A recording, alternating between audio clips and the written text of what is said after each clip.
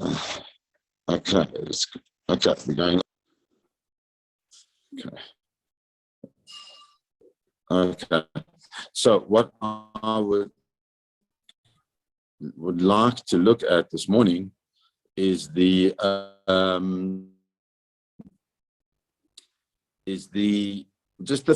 first couple of psukim of the parsha, because of a lot of what happens, at least according to the Kli Yakar. So the Kli Yakar says, excuse me, look carefully into the parsha, look carefully into the words, and you'll see something fascinating. It says, Vayar Balak ben Tzipor. So Balak, the son of Tzipor, saw kol asher asa Yisrael Emori. He saw everything that Israel had done to the Emori. Vayagar Moab, and Moab is terrified. Mipnei ha'am ma'od, from the people. Ki ravu, because there are many of them. Vayakatz Moab mipnei bnei Israel, and Moab gets vayakatz. Vayakatz is like it's a problem for them. Mipnei bnei Israel, because of bnei Israel. Vayomer Moab ziknei Midian, and Moab says to the Gnei Midian, now the kahal will come and destroy our environment. In the same way as, sorry, I just want to get rid of that. In the same way as as an ox is able to destroy its the grass of the field, Balak ben Tzipor and Balak. Balak was the king of Moab at that time. So what the Kli Yakar points out is that you see that their fear, their concern is expressed against four different names of what we think to be of Bnei Israel. The first one is, it says that Balak saw what the Israel did to the Emori. Then it says that Moab were worried about the Am. Then why? Because there were lots, there were so many. Then it says that Moab vayikat mipnei bnei Israel, because of Bnei Israel. And then it says that Moab spoke to the elders of Midian, and they were worried about the kahal. So you've got these four different names of Israel, the Am, Bnei Israel, and the kahal. So why do you have to refer to them in four different ways? It must be that the four different aspects, says the Kli Yakar, of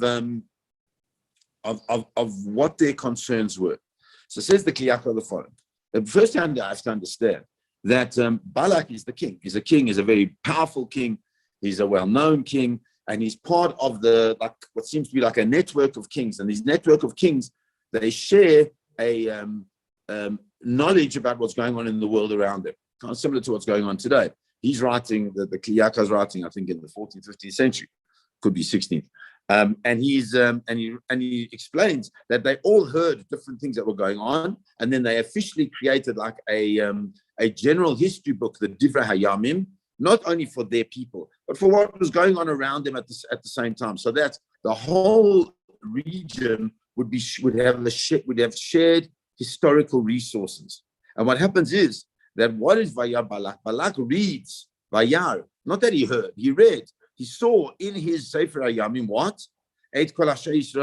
What Israel had done to the Emori. So says the Kli Yakar, this is not talking about Bnei Israel, who defeated Emor early on. It's talking about Yaakov, that Yaakov speaks about how he defeated the Emori. In his case, it says, with Yaakov, the Persic words, that where Yaakov says that I took from the Emori with Bakashti, with my sword and with my bow and arrow, and there on the spot there in Bereshit, which is part of Yaakov's final discussion to his sons, there Rashi explains it's with his tefillah, with deep prayer and with deep learning of Torah, that he was able to vanquish the Emori. Who's the Emori? In that case, is Esau. So Balak he's now reading about these people that are coming and approaching him, and he reads about the history of how Yaakov, the great Esav, this unbelievable warrior. And what concerns him is that Yaakov was coming with just his 12 sons and a few people that he was with, and it wasn't such a massive nation, but he's still able to vanquish Esav, even though they don't go to war, but he's able to make Esav move away from him, and Esav goes to Har Seir, and Yaakov takes over the land of Israel. And now he realizes if he could do Esav with such a small amount of people, then can you imagine with all this massive group of people that are coming, how terrifying it must have been to them. By Yagar Moab, and Moab is terrified because of what? Because of the nation, because they are enormous. Says the Kliyakar, you know who this Rav is? This Rav is not Bnei Israel. Sorry, this Am is not Bnei Israel. This is the Erev Rav. That the Erev Rav, the Midrash tells us, it doesn't quote where the Midrash is, but the Midrash tells us that the Erev Rav were twice as many people as Bnei Israel were in the desert. And there were twice as many people in Bnei Israel. Can you imagine how many people there were? So Moab is now worried that this whole group of people who are not even part of Bnei Israel are going to come and completely take over their land. Vayakat Moab Bnei Israel, and Moab is Yakat. Vayakat Moab. What does Vayakat mean? So if you remember, in the Seder, in the Pesach Seder, we speak about Vayikotzum Bnei Israel, that the Mitzrim, that Bnei Israel were like a thorn in their side. But explains the Kliyakar that what it means here is Vayakat Moab Bnei Israel. Why did they feel like they were like being stabbed like a thorn in the side by Bnei Israel? Because Bnei Israel were going to come, and when you go to plant a field, let's say there's a barren field that's got nothing in it, it's never been planted before. The first thing you go do is you go and you uproot all the thorns. And a kotz is a thorn. Vayakat Moab Bnei Israel. They were worried that they would be uprooted out of their area by Bnei Israel, who were going to now go and take over the land of Israel. And so therefore, they're terrified. Vayomer Moab el Ziknei Midian. Moab now says to the elders of Midian, what have the elders of Midian got to do with Moab? Right? Balak is the king of Moab. Why does he go and speak to the elders of Midian? So explains the Orach Chaim HaKadosh that Balak actually was chosen by Midian to be the king of Moab at the time, because Moab wasn't strong enough in and of themselves. They needed the support of Midian. And so Midian really, it's like Moab is like a vassal state in a way of Midian. And since they're like a vassal state of Midian, so therefore Moab, and Midian always share knowledge. Beautiful. Moab and Midian always share knowledge. And since they always share knowledge, information and all the necessary stuff that they need around strategy. So they are what? Now they're worried about the kahal. So who is the kahal? Who is the kahal? Who is this community? So this kahal is the kahal that will destroy the environment like an ox destroys the grass in the sadeh. Who is compared to an ox? That's Yosef. Yosef is compared to a shor. B'chor shoror hadar lo, karnei ra'im kanav. So the Yosef is compared to a shor, and what concerns Moab, and that's what they go and they speak to the Zakanim of Midian about, is that all of a sudden you have this group of people that are under the aegis, so to speak, of the hashkofa of Yosef.